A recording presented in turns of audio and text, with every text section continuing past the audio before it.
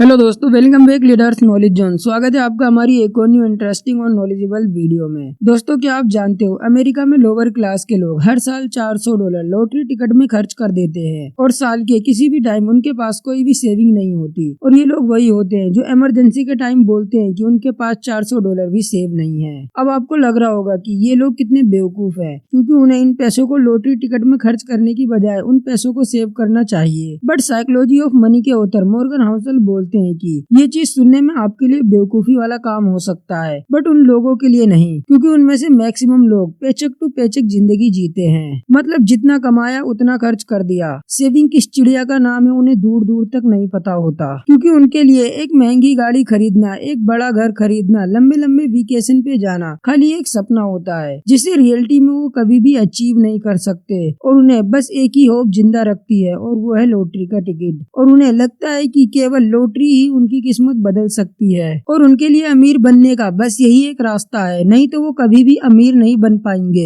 इसलिए वो लोग अपने $400 सेव करने की बजाय लॉटरी पर खर्च करना ज्यादा अच्छा समझते हैं। इसलिए मॉर्गन हाउसल हमें इस बुक में बताते हैं कि हम ह्यूमन डिसीजन इमोशन के बेस पे लेते हैं, न कि लॉजिक के बेस पे। तो दोस्तों, आज की इस वीडियो में मैं मॉर्गन हाउसल द्वारा लिखी गई बहुत ही amazing book the Psychology of Money से 7 ऐसे लेसन बताने वाला हूँ, जिससे आपको पैसों को लेकर देखने का जो नजरिया है वो बिल्कुल ही चेंज हो जाएगा। Lesson number 1, being rich versus being wealthy. Author बोलते हैं कि अमीर होने में और वेल्थी होने में बहुत बड़ा डिफरेंस है। जब भी हम किसी अमीर इंसान को देखते हैं तो हमें सिर्फ उसकी अमीरी दिखाई देती है। एग्जाम्पल के लिए, अगर आप किसी इंसान को बहुत महंगी गाड़ी चलाते हुए देखते हो तो आपके मुंह से निकलता है, वाह कितनी महंगी गाड़ी है, कितना अमीर इंसान होगा। आप कभी भी ये नहीं बोलते हो कि कितना बड़ा लोन ले रखा होगा। आप किसी आलीशान घर में जाओगे तो आप बोलोगे वाह कितना बड़ा घर है, ना कि अरे वाह कितने करोड़ों का लोन ले रखा है। क्योंकि हम लोगों को उनकी चीजों से अमीर मानते हैं। उनके पास जितना ज्यादा शो ऑफ करने वाली चीजें होंगी हम उन्हें उतना ही अमीर मानेंगे, और फिर हम भी इसी ट्रैप में फंसते चले जाते हैं। और हमें भी लगता है कि शो ऑफ करना जरूरी है, और जैसे ही हम पैसा कमाना स्टार्ट करते हैं वैसे ही हम भी महंगी गाड़ी, महंगा फोन और महंगे घर में पैसा लगाना शुरू कर देते हैं। और फिर हम लोग उन सभी चीजों की फोटो सोशल मीडिया पर अपलोड करना शुरू कर देते हैं और शो ऑफ करने लग जाते हैं, क्योंकि हम भी लोगों को दिखाना चाहते हैं कि हमारे पास कितना पैसा है और हम भी कितने अमीर हैं। ऑथर बताते हैं कि लोग जब भी बोलते हैं कि मैं भी लाखों करोड़ों रुपए कमाना चाहता हूँ, तो तब उनका मतलब ये नहीं होता कि वो लाखों करोड़ों कमा के उसे इन्वेस्ट करना चाहते हैं, बल्कि उनका मतलब ये होता है कि वो लाखों करोड़ों रुपए कमा के उसे खर्च करना चाहते हैं, जो कि वेल्थी बनने का बिल्कुल अलग है। वेल्थी इंसान जो भी पैसा कमाता है वो अपना टाइम बेचकर नहीं कमाता, और वेल्थी इंसान कभी भी अपने पैसों को शो ऑफ करने के लिए खर्च नहीं करता। पैसों से सबसे इम्पोर्टेंट चीज जो खरीदी जा सकती है वो है आपका टाइम। अगर आपके पास करोड़ों रुपए हैं और उसे खर्च करने के लिए आपके पास टाइम ही नहीं है तो वो पैसे किसी भी काम के नहीं है। ऑथर कहते हैं कि शो ऑफ करना गरीब बनने का सबसे आसान तरीका है, और आप कभी भी अमीर नहीं बन पाओगे। इसके लिए हमें रिच और वेल्थी होने का डिफरेंस पता होना चाहिए। लेसन नंबर 2, पे द प्राइस। आज के टाइम में कुछ भी फ्री नहीं है, हर चीज की अपनी कीमत होती है। मान लो आपको अपनी गर्लफ्रेंड के लिए एक फोन खरीदना है जिसकी कीमत 1 लाख रुपए है। अब आपके पास 3 ऑप्शन है। पहला, या तो आप 1 लाख रुपए पे कर दो। दूसरा, अगर आपके पास इतना पैसा नहीं है तो आप सस्ता फोन ले लो, बट इससे आपकी गर्लफ्रेंड को बुरा लग सकता है। और तीसरा ऑप्शन है, आप उस फोन को चुरा कर वहाँ से भाग जाओ। अब दोस्तों, 99% लोग फोन चुराने वाले ऑप्शन को नहीं चुनेंगे, क्योंकि उन्हें पता है कि फोन तो फिलहाल मिल जाएगा, लेकिन उसके बाद इसके रिजल्ट अच्छे नहीं होंगे और इसके लिए उन्हें जेल भी जाना पड़ सकता है। इसलिए हमारे लिए पहला और दूसरा ऑप्शन ही सही है, बट इसके लिए हमें प्राइस पे करना पड़ेगा, और लोग चीजों के प्राइस पे करना नहीं चाहते, उन्हें तो सब फ्री में चाहिए। ऑथर बोलते हैं कि जब लोग स्टॉक मार्केट में इन्वेस्ट करते हैं तो जैसे ही मार्केट में फ्लक्चुएशन होता है तो वो डरने लगते हैं और अपने इमोशन को कंट्रोल नहीं कर पाते, क्योंकि उन्हें तो हर साल अच्छे रिटर्न चाहिए होता है, और बस उस रिटर्न के लिए उन्हें पेशेंस नहीं होता,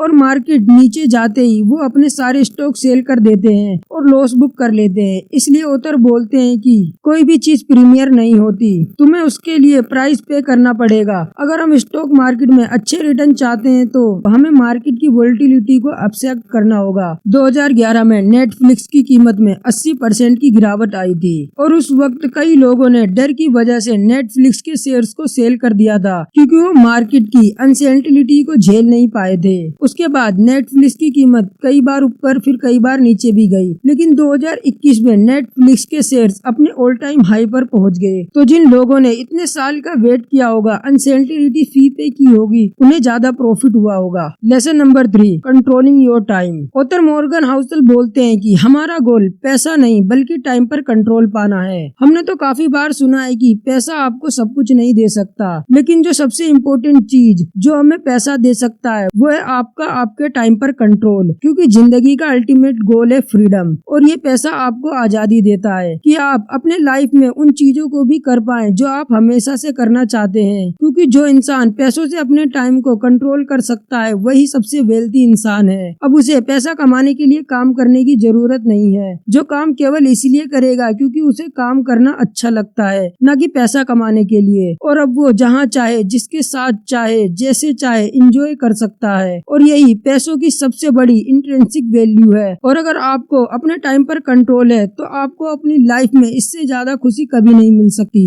lesson number 4, what is enough. Author बोलते हैं कि आप अपनी लाइफ में बहुत अच्छे खासे पैसे कमाने लग जाओ, आपके पास वो सब कुछ होगा जो आपको चाहिए, बट आपको पता होना चाहिए कि आपके लिए इनफ क्या है। आपको पता होना चाहिए कि आपको रोकना कहाँ है, नहीं तो आप हमेशा ट्रेडमिल पर भागते रह जाओगे। जब आप न्यू गाड़ी लेकर आते हो बड़े ही खुश होते हो, लेकिन जब आपका पड़ोसी आपसे बड़ी गाड़ी लेके आता है तो आप उसे देखकर अपनी न्यू गाड़ी की खुशी भी भूल जाते हो और उल्टा दुखी हो जाते हो, क्योंकि ये जो सर्कल है वो कभी खत्म नहीं होने वाला है। आज आपका आपके पड़ोसी के साथ कंपटीशन है तो कल आपका अपने बॉस के साथ होगा, तो आप कभी भी खुशी नहीं रह पाओगे। आपको हमेशा ये लगता रहेगा कि आपके पास जितना है वो कम है। ऑथर का कहने का मतलब ये नहीं है कि आप बहुत ही कम पैसों में सरवाइव करने लग जाओ और अपनी इच्छाओं को मार दो। इनफ का मतलब ये है कि आपको पता होना चाहिए कि आपको कहाँ रुकना है। आपको ये पता होना चाहिए कि उस गोल को अचीव करने के बाद आप चैन की नींद सो पाओगे या नहीं। जब आप एक्चुअल में बैठ के काउंट करोगे कि आखिर आपको लाइफ में कितना पैसा चाहिए जिससे आपके सारे खर्चे निकल जाए और आपके बच्चों का फ्यूचर सिक्योर हो जाए, और आप इमरजेंसी के लिए आपके पास कितना पैसा होना चाहिए, और जब आप ये सब कैलकुलेट करोगे तो आपको पता चलेगा कि असल में आपको इतना पैसा चाहिए ही नहीं होता है। आप बिना मतलब अपनी रातों की नींद खराब कर रहे हो। इसलिए हमें पता होना चाहिए कि what is enough. Lesson number 5, the power of compounding. Warren Buffett के ऊपर अभी तक 2000 से ज्यादा बुक लिखी जा चुकी है। हम सब मानते हैं कि वॉरेन बफेट बहुत अच्छे इन्वेस्टर हैं और वॉरेन बफेट बचपन से ही अच्छे इन्वेस्टर रहे हैं। वॉरेन बफेट की नेटवर्थ 84.5 बिलियन डॉलर में से 99.6% वेल्थ यानी कि 84.2 बिलियन डॉलर उन्होंने कमाए अपने 50वें बर्थडे के बाद, और 81.5 बिलियन डॉलर उन्होंने कमाए हैं जब लोग रिटायरमेंट ले लेते हैं यानी कि 60 की एज के बाद। वॉरेन बफेट ने इन्वेस्टिंग 10 साल की एज से शुरू कर दी थी और जब वो 30 साल की एज में थे तब उनके पास $1 मिलियन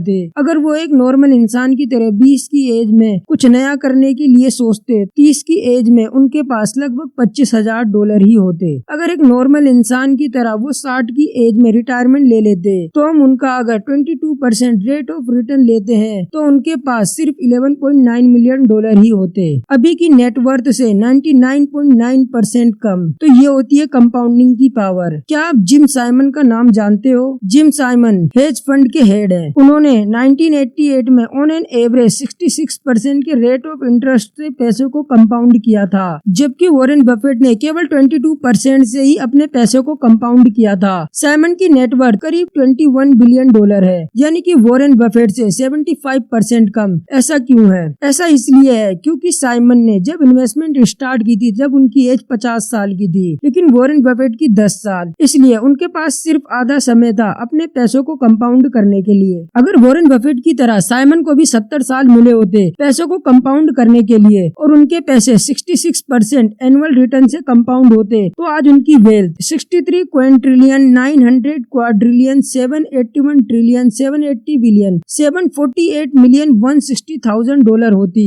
डोंट वेरी, डरिएगा मत, ये होती है कंपाउंडिंग की ताकत। Lesson number 6, save money. Author बोलते हैं कि दुनिया में 3 तरह के लोग होते हैं। पहले जो लोग पैसा सेव करते हैं, दूसरे वो लोग होते हैं जो सोचते हैं कि वो पैसा सेव नहीं कर सकते क्योंकि उनके एक्सपेंस ज्यादा होते हैं, और अब आते हैं तीसरे लोग जो सोचते हैं कि हमें पैसा सेव करने की क्या जरूरत। आई एम श्योर कि आप लोग तीसरे कैटेगरी के लोगों में से नहीं आते होंगे। ऑथर बोलते हैं कि building wealth has little to do with your income और investment. Dependent returns and low to do with your saving rate. यानी कि अगर आप अमीर बनना चाहते हो तो ये इस बात पर बहुत कम निर्भर करता है कि आप कितना पैसा कमाते हो और आपकी इन्वेस्टमेंट रिटर्न क्या है, बल्कि आप कितना और कितने जल्दी जल्दी से सेव करते हो इस बात पर डिपेंड करता है। बचपन से हम सुनते आ रहे हैं कि सेविंग करना बहुत इम्पोर्टेंट है। सेविंग का मतलब इनकम माइनस एक्सपेंसेस, यानी कि अपने इनकम में से अपने एक्सपेंसेस को निकाल दो और जो बचेगा वो आपकी सेविंग होगी। बट उधर एक्सपेंसेस की जगह ईजीओ का यूज करने की बोलते हैं, मतलब कि आपकी जो नीड है, जो आपको पूरा करना जरूरी है, एक्चुअल में आपके एक्सपेंसेस है। और इसके अलावा आप जिस चीज पे भी पैसा खर्च करते हो, जैसे महंगा फोन लेना, नई गाड़ी लेना, नए नए कपड़े लेना, ये सब आपके एक्सपेंसेस नहीं है, ये आपका ईगो है। आप अपने ईगो को सेटिस्फाई करने के लिए खर्चा करते हो और एट द एंड आपके पास कुछ नहीं बचता